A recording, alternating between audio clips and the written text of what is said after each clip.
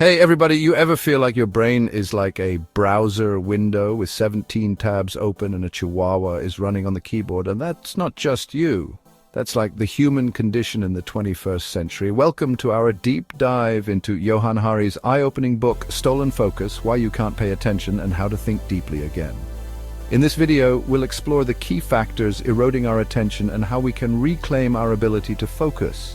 We're talking about the science, the societal pressures, and practical tips to actually get stuff done in this world of endless distractions. So, Hari kicks things off by introducing us to this idea of an attention crisis. It's not just that we're choosing to watch TikToks instead of reading, War and Peace. It's deeper than that. Our brains are being fundamentally rewired by the constant barrage of information and distractions. He talks about how, back in the day, people used to be able to focus on one thing for hours on end. Like, imagine reading a whole book in a single sitting. Now, we're lucky if we can get through a single paragraph without getting the urge to check our phones. And it's not our fault, really. Technology is designed to be addictive. Think about it. Every notification, every ping, every like on social media is a little dopamine hit. Our brains are being trained to crave those little bursts of stimulation. And it's making it harder and harder to focus on anything that requires sustained attention. Hari cites studies that show how multitasking actually makes us dumber. Literally, our cognitive performance takes a nosedive when we try to do multiple things at once. And yet, our modern world demands it. We're expected to answer emails during meetings, text while walking, and scroll through social media while working. This constant state of partial attention is leaving us feeling scattered and drained. We're not able to think deeply, process information fully, or engage in creative problem solving that requires sustained focus. And it's not just our work that's suffering. Our relationships are taking a hit too. How many times have you been out to dinner with someone and they're glued to their phone the whole time? The attention crisis is real, but the good news is we're not powerless to stop it. Okay, so we just talked about how our attention spans are under attack. Now let's talk about the weapon technology, specifically social media. See, these tech companies, they're not just selling us products, they're selling us a way of life. And that way of life is built on keeping us hooked to our screens. Think about the last time you opened Instagram or TikTok. Did you just check one thing and log off? No way. You probably got sucked into that endless scroll, watching one video after another, even though you had stuff to do. That's not an accident, it's by design. These platforms are engineered to exploit our brain's reward system. Every notification, every like, every comment triggers a little dopamine hit, making us crave more. It's like those pigeons in psychology experiments pecking at a button for a tiny pellet of food. Social media algorithms are designed to show us content that keeps us engaged, even if it's negative or divisive. They track our every click, every like, every comment, building a detailed profile of our interests and fears. Then they use that information to serve us content that keeps us scrolling, often at the expense of our mental health and well-being. Hari argues that this constant exposure to curated content is reshaping our attention spans and decision-making processes. We're becoming more accustomed to instant gratification and less patient with anything that requires sustained effort. It's like our brains are being rewired for shallow thinking and impulsive behavior. But here's the good news. We can fight back. We can reclaim our attention from the clutches of big tech. It starts with awareness. Recognize that these platforms are designed to be addictive and that you have the power to control your relationship with them. Hari suggests setting limits on your social media use. Use those screen time trackers on your phone, set daily time limits for yourself, or even try deleting the apps altogether for a while. It sounds drastic, but you might be surprised at how liberating it feels. Another tip: be mindful of your media diet. Just like you wouldn't eat junk food all day long, you shouldn't be consuming junk information. Be selective about the accounts you follow, the websites you visit, and the content you engage with. And remember, real life is happening offline. Engage with the world around you, spend time with loved ones, and enjoy activities that don't involve screens. This balance is crucial for our well-being. So we've talked about how technology is messing with our attention spans, making it harder for us to concentrate on a single task for an extended period.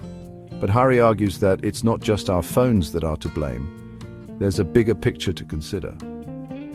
Our entire environment, our culture, even the way we structure our workdays, is conspiring against our ability to focus and maintain attention.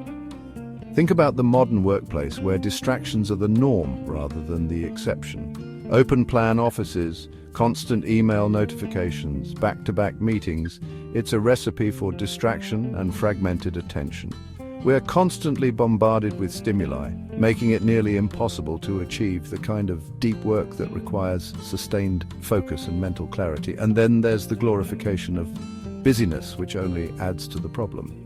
We wear our exhaustion like a badge of honor, bragging about how little sleep we get and how many hours we work, as if it's a measure of our worth. We're conditioned to believe that being busy equals being productive, even though research shows that our brains simply aren't wired for constant high-intensity work without breaks. This relentless pace of life is taking a toll on our mental and physical well-being. Stress, anxiety, and burnout are at an all-time high, affecting people across various professions and walks of life.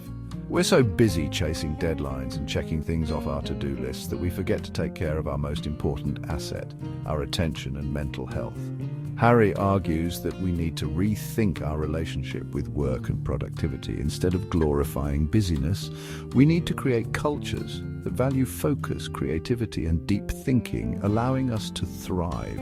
This means setting boundaries, taking breaks, and prioritizing our mental health and well-being. He also points to the importance of sleep, which is often overlooked in our fast-paced society. When we're sleep-deprived, our cognitive function takes a nosedive, affecting our performance and overall health. Our attention spans shrink, our decision-making skills deteriorate, and we're more prone to errors and accidents, making it harder to function effectively. Yet, we live in a society that often undervalues sleep, seeing it as a luxury rather than a necessity for good health. So, what can we do to combat these issues and improve our focus? We can start by making small changes in our own lives, such as setting clear boundaries and planning our days better. Prioritize sleep, even if it means saying no to late-night commitments and ensuring you get enough rest. Take breaks throughout the day to move your body, get some fresh air, and clear your head, which can significantly improve your focus and productivity. Okay, so we've talked about the problem. Our attention spans are under attack, and we've talked about the culprits: technology, social media, our work culture, even our own sleep-deprived brains. Now let's talk about solutions. How do we reclaim our focus in a world designed to distract us? The good news is, our brains are remarkably adaptable. Just as they've been shaped by the constant barrage of information, they can also be retrained to focus and concentrate.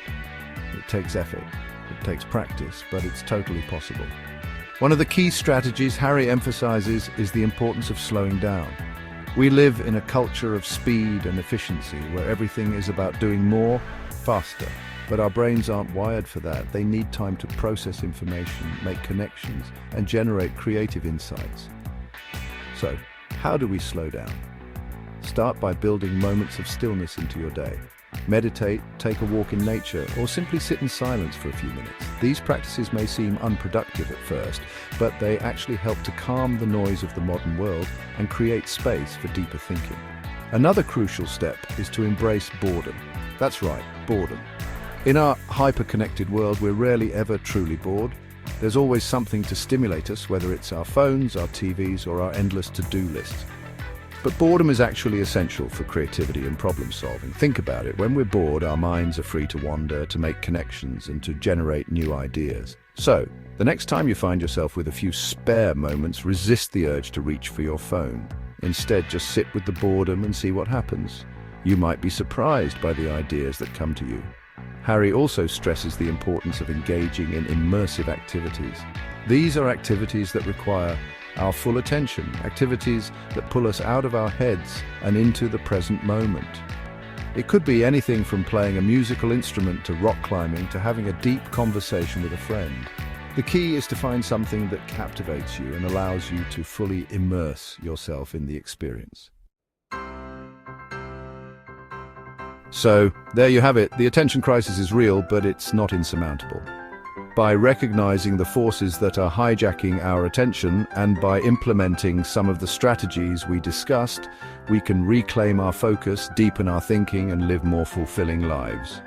Remember, our attention is precious. It's the key to our creativity, our productivity, and our overall well-being. Thanks for watching. Don't forget to like, subscribe, and hit the bell icon for more insightful content. And in the meantime, put down your phone and go do something that requires your full attention.